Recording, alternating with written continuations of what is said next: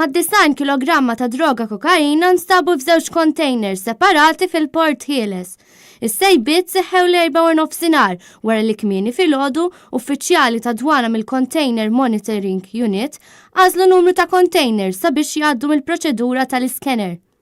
Waqt dawn l-ispezzjonijiet instabu mal-35 pakkett mimlija kokaina, moħbija fil-kumpressur li jkessaħ il-container, fil-waqt li droga kienet moħbija mal-banana.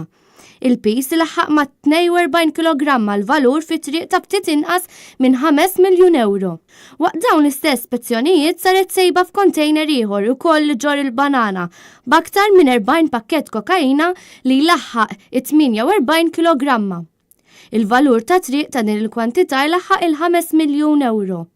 Iż-żewġ containers kienu daħlu f'pajjiżna mill-Ekwador fi triqithom lejn Tessaloniki fil-Greċja.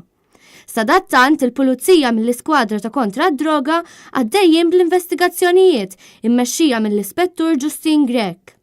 Dan fil-waqt li maġistrat Gabriella Vella qed tmexxi l-inkjesta maġisterjali flimkien ma' tim ta' esperti mill-iskwadra forensika. Din żgur kienet sena li tista' titqies bħala waħda ta' suċċess ta' dwana Maltija, hekk kif sissa f'temp ta' ftit aktar minn xahar instabu mal-178 kilogramma kokaina għal valur fi triq li jaqbes 18 miljun euro.